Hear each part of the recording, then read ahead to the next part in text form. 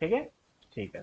चलिए, नेक्स्ट है relationship between book keeping, accounting and accountancy. अब ये क्या चीज़ है सर? आपको ये डायग्राम दिख रहा होगा। इसमें सबसे छोटा कौन सा है सर? ये वाला है। ये है बुक कीपिंग। तो उसके बाद अकाउंटिंग, देन अकाउंटेंसी। तो आप देख रहे हैं, अकाउंटिंग के अंदर ही बुक कीपिंग है। अकाउंटिंग के अंदर ही बुक कीपिंग है, और अकाउंटेंसी के अंदर अकाउंटिंग भी है और बुक कीपिंग भी है। तो स्कोप किसका सबसे बड़ा है?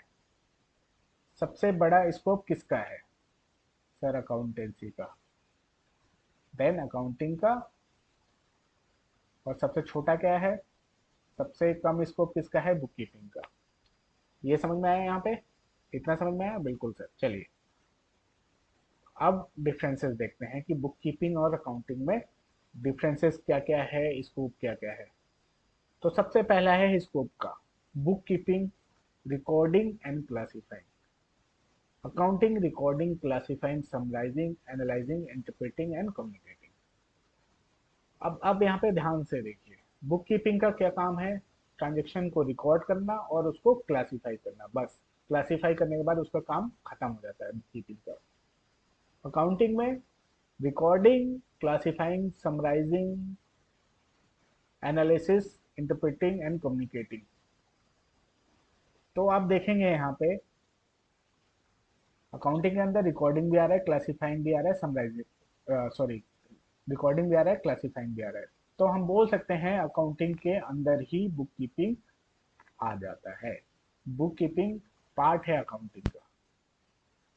बुक कीपिंग क्या है? पार्ट है अकाउंटिंग का। ठीक है, ठीक है सर। तो स्कोप किसका बड़ा है? अकाउंटिंग का। और किसका स्कोप छोटा है? बुक कीपिंग का। दूसरा है स्टेज। ये जो बुक कीपिंग होता है प्राइमरी स्टेज है, उसके बाद अकाउंटिंग सेकेंडरी स्टेज है। हम पहले रिकॉर्ड करेंगे, ट्रांजेक्शन को क्लासिफाई करेंगे, उसके बाद ही, उसके बाद के जो प्रोसीजर हैं वो अकाउंटिंग के स्टार्ट होंगे।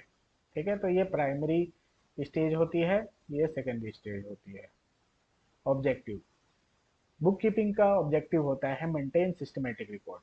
बुक कीपिंग में क्या है कि जो रिकॉर्ड्स हैं उनको ठीक से रिकॉर्ड करना है, सिस्टमेटिक वे से रिकॉर्ड करना है।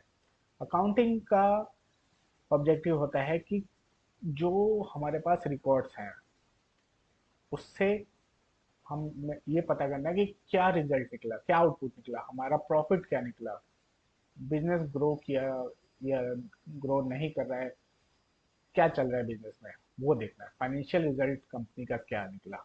ठीक है, ऑब्जेक्टिव दोनों का अलग अलग है। Nature of job, book keeping का जो नेचर ऑफ जॉब होता है, रूटीन, सेम ट्रांजेक्शन, एक पर्सन को बैठा देंगे, वो बैठ के अपना सेल के ट्रांजेक्शन की एंट्रीज करता रहता है।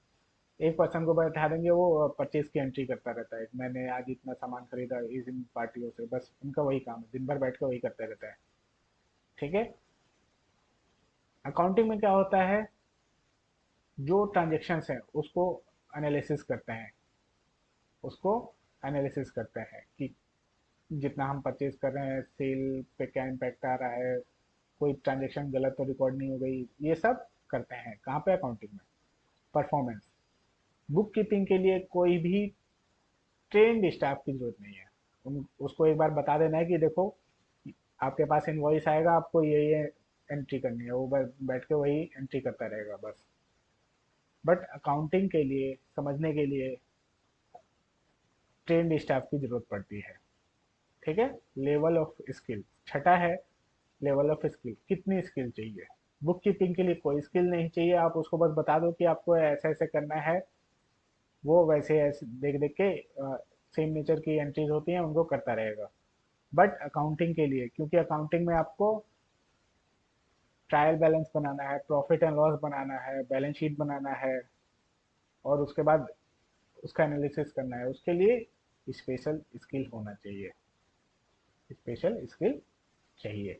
ठीक है, तो ये था डिफरेंसेस। तो कोई पूछे बुक कीपिंग और अकाउंटिंग में क्या डिफरेंस है, आप बता पाएंगे? बिल्कुल सर, बिल्कुल बता पाएंगे। किसका स्कोप ज़्यादा है, किसका कम है? सर बुक कीपिंग का स्कोप कम है, अकाउंटिंग का ज़्यादा है। बुक कीपिंग अकाउंटिंग का ही एक पार्ट है। ठीक है, ठीक है सर, चलिए अब डिस्कस कर लेते हैं अकाउंटेंसी का क्या मतलब है। It is systematic knowledge of accounting. It is systematic knowledge of accounting. It is educating process where various aspects of accounting are explained with reasons. It is entire body of theory and practice of accounting. इस simple बोलूं कि हम कोई transaction record कर रहे हैं, transaction record कर रहे हैं, उसको क्यों रिकॉर्ड कर रहे हैं, उसका रीजन, वाई, और कैसे करना है, हाउ, क्यों कर रहे हैं और कैसे करना है, ये बताता है हमारा अकाउंटेंसी। इसमें बेसिकली ये आपका एक नॉलेज, सिस्टमेटिक नॉलेज को बोलते हैं अकाउंटेंसी, कि इसमें आपके पास नॉलेज होती है, थ्योरी होती है, और उस थ्योरी को हम अप्लाई करते हैं कि आप कोई एंट्री कर रहे हो, कोई ट्रांजेक्शन रिकॉर्ड कर रहे हो, तो आपके पास रीजन होना चाहिए कि क्यों कर रहे हो और कैसे करना है। ये कौन बताता है, अकाउंटेंसी बताता है। ठीक है, it is systematic knowledge of accounting. अभी आप आगे पढ़ेंगे, जो हमारा अकाउंटिंग है उसके एक फ्रेमवर्क दिया गया हुआ है। हर चीज के लिए एक अकाउंटिंग स्टैंडर्ड नाम का स्टैंडर्ड्स बनाए हैं। आईसीएआई जो हमारा the institute of chartered accountant है, उसने अकाउंटिंग स्टैंडर्ड इशू कर रखे हैं। उसमें बताया गया है कि किसी ट्रांजेक्शन का को कैसे रिकॉर्ड करना है, क्यों रिकॉर्ड करना है, उसमें वो बताया गया है। तो अकाउंटेंसी क्या है, नॉलेज है और एजुकेटिंग प्रोसेस है, जहाँ पे जो अकाउंटिंग हम कर रहे हैं क्यों कर रहे हैं उसको बताता है, और कैसे करना है वो